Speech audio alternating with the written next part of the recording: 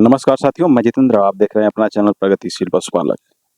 साथियों, हम आज बात करेंगे इस वीडियो में सिर्फ और सिर्फ फीड पे, क्योंकि फीड हमारे पशुपालकों के लिए, हमारे पशुपालक भाइयों के लिए एक इतनी गंभीर समस्या है जिससे कि मतलब कहा नहीं जा सकता। इसका कितना भी उल्लेख किया जाए कम है, क्योंकि हम जानवर तो अच्छी खरीद के लाते हैं, लेकिन उनके लिए अगर सही मामले में अगर फीड नहीं मिले तो फिर सब बेकार हो जाता है।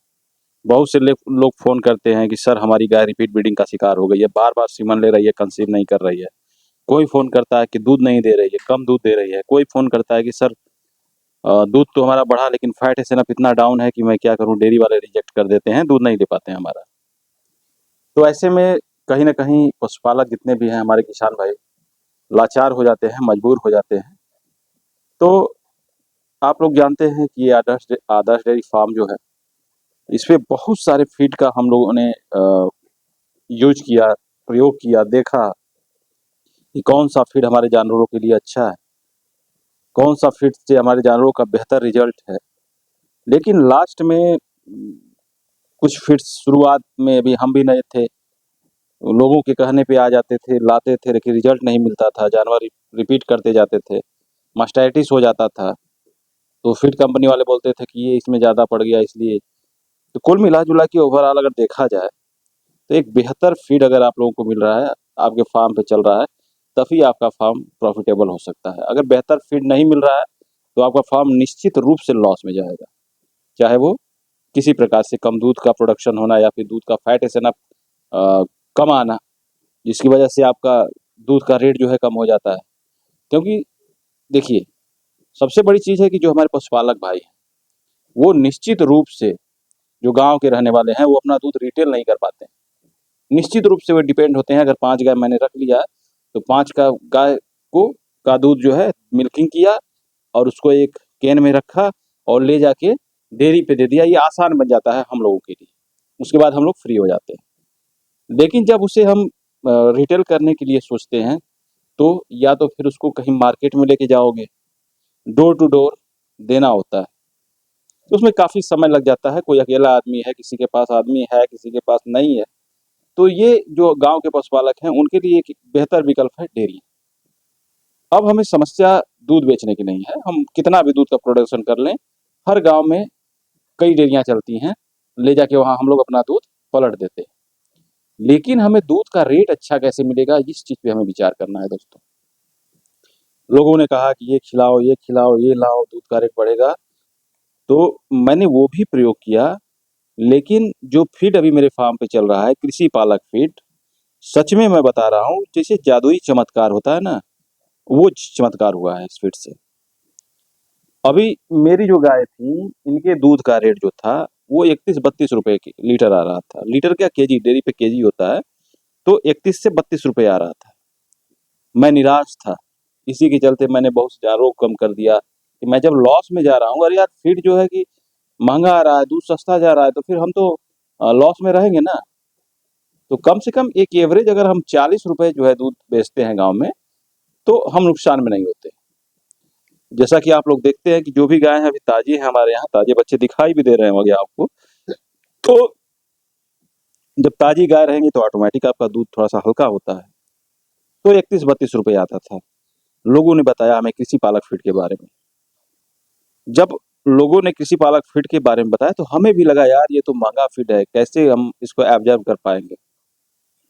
लेकिन जब मैंने उसको फार्म पे लाया और लोगों ने कहा कि आप 1 बोरी यूज़ कीजिए, उसके बाद आप ही उसका लोगों से उसके बारे में बताएँगे। तो सच में यार जब मैंने इसको 1 बोरी खिलाया ना, और उसके बाद एक अद्भुत चमत्कार हुआ। जो मेरा दूध 31-32 रुपए आता था, वो 39-40 रुपए आने लगा। जब 39-40 रुपए आने लगा, तो हमें एक ऑन एवरेज जो है अच्छा रेट मिलने लगा गाय के दूध का। और गाँव में अगर हम दूध 40 रुपए बेच देते हैं, तो इसे एक सम्मानजनक स्थिति मानी जाएगी। जब हम 40 से नीचे बेचेंगे, तब हम लॉस में जाते हैं। तो ये जो चमत्कार हुआ, लगभग हमको लग रहा है कि जैसे रेट तो बढ़ना शुरू हो गया जो तीसरे-चौथे दिन से। लेकिन जब 10 दिन पूरा हुआ, 10 दिन पूरा होते-होते ये 39-40 वाला आंकड़ा जो है छू लिया, और दूध में भी अच्छा बढ़ोतरी हुआ। जानवर भी देख सकते हैं, शाइनिंग है। एक और ख़ासियत मैं बताऊँगा आपको, एक और ख़ासियत है इस फीड की।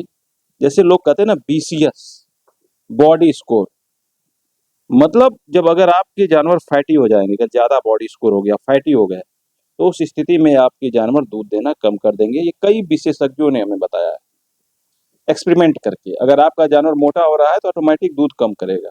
ये आप भी प्रयोग करिएगा अपने फार्म पे। तो हमें ऐसा फीड देना है कि वो बहुत मोटा ना हो, पतला भी ना हो, उसके BCS लेवल को मेंटेन करके चलने वाला फीड हो, तभी आपके जानवर लंबे समय तक टिकाऊ दूध देने का काम करेंगे। कोई भी जो हाई मिल्कर गाय होती है, कभी भी आप देखेंगे मोटी नहीं होती है, शाइनिंग आएगी, लाइट आएगी, लेकिन ये चाहिए कि खूब मोटा हो जाए, तगड़ा हो जाए, तो मोटी नहीं होगी। चमक आ सकती है, शाइनिंग आ सकती है, चिकनाहट आ सकती है, लेकिन मोटापा नहीं। अगर मोटापा आ गई तो वो दूध देंगे ही नहीं। तो ये कृषि पालक फीड जो है वो BCS को भी मेंटेन करके लो नहीं करेगा आपको, और ना ही हाई फैटी है जो कि आपका जानवर बहुत मोटा हो जाए। इसमें लगभग 3-4 तरह के फीड आते हैं जो कि हम अपने फार्म पे यूज कर रहे हैं। एक देसी कैटल फीड के नाम से आता है जो कि भैंसों के लिए स्पेशल है, और जो 15 लीटर से कम वाली गाय है उनके लिए है। एक जो है येलो बैग आता है जो हाई मिल्कर काऊ के लिए, जो 20 प्लस की गाय है या 15 से ऊपर वाली गाय है, 15 से 30 लीटर वाली के लिए ये हाई मिल्कर आता है। और ट्रांजिशन फीड हो गया, काफ ग्रोवर हो गया।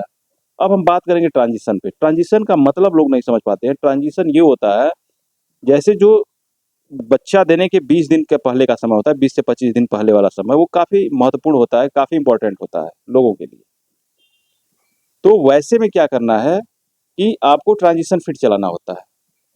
पिछली ब्यात में आपने बिना ट्रांजिशन के कितना दूध निकाला है, और अगली ब्यात में कितना निकाल रहा है, ये अब गाय इसका रिजल्ट आपको बताएगी। एक चीज और, जैसे गाय का जेर जो नॉर्मल डिलीवरी होता है वो आराम से हो जाएगा, जेर फंसने के चांसेस नहीं रहेंगे, जेर नहीं फंसेगा आपके जानवरों को, ये खासियत है। उसके बाद जितने न्यूट्रिएंट्स की जरूरत है आपके जानवरों को वो पूरा करता है। इसमें बहुत सारे विटामिन, हाई क्वालिटी के, और मिनरल्स। फिर जो ट्रांजिशन पीरियड में जो भी जानवरों को आवश्यकता होती है वो चीज इसमें प्रचुर मात्रा में मिला होता है, ये कंपनी मिलाती है। और इस फीड की विशेषता है कि अलग से आपको कोई भी ना मिनरल मिक्सचर देना है, ना कैल्शियम देना है, ना कुछ देना है। आप मतलब डेयरी फार्मिंग को ये फीड एकदम बिल्कुल आसान बना दिया है, अलग से कुछ देने की जरूरत नहीं है। बैग खोलिए और दूध के हिसाब से अपने जानवरों को दे दीजिए। खाने में भी जानवर इससे बहुत चाव से खाते हैं, खाने में भी कोई दिक्कत नहीं है, बहुत ही बढ़िया से खाते हैं जानवर, जिससे कि पशुपालकों की चिंता तो मान के चलिए एकदम ना के बराबर हो गई। ये जुटाओ, चुनी लाओ, चोकर लाओ, बक्का लाओ, इस सब से उन्हें छुटकारा पड़ गया, मिल गया। दोस्तों मेरा एक रिक्वेस्ट है, आप एक ही बैग यूज कीजिए, उसके बाद अपना ओपिनियन दीजिए इस फीड के बारे में। लोग तो यूट्यूब पे तरह तरह के कमेंट्स करते हैं, तरह तरह के कमेंट्स करते हैं, लेकिन हम जो है अपने पशुपालक भाइयों के हित की बात करेंगे और न कि अहित की बात करेंगे। जैसे जो फीड कंपनी अच्छा बनाएगी उसकी हम लोग तारीफ करेंगे। हम लोग किसी कंपनी के गुलाम नहीं, इसलिए आसपास के लोगों के लिए मैंने इस फीड को अपने यहाँ उपलब्ध कराने की भी व्यवस्था कर दिया है। अपने यहाँ जो है कि फीड मंगा रहा हूँ, और आसपास के पशुपालक भाई भी इससे लाभान्वित हो रहे हैं। तो आज के लिए बस इतना ही। एक रिक्वेस्ट जरूर है कि आप लोग यूज कीजिए और रिजल्ट खुद बताइए। ये आप बताएंगे रिजल्ट कि हाँ एक बैग मैं ले गया। जैसे बहुत से नॉर्मल फीड जो है 1500-1600 के आ रहे हैं, तो 150 से 200 आपकी कास्टिंग जाएगी एक ही बैग के लिए। लेकिन जब आप उसको यूज करेंगे तो फिर उससे अगर संतुष्ट नहीं होते तो बंद कर दीजिए, नहीं मत खिलाइए। लेकिन मेरे कहने से एक बैग जरूर यूज कीजिए। आशा करते हैं बहुत ही अच्छी जानकारी आप लोग को मिली होगी। प्लीज़ एक वीडियो को लाइक कर दीजिए, शेयर कर दीजिए, और जो भी हमारे पशुपालक भाई जो कि अभी तक चैनल को सब्सक्राइब नहीं किया है, हमारे चैनल पे पहली बार आए हैं, प्लीज़ चैनल को सब्सक्राइब कर दीजिए। जय हिंद, जय भारत।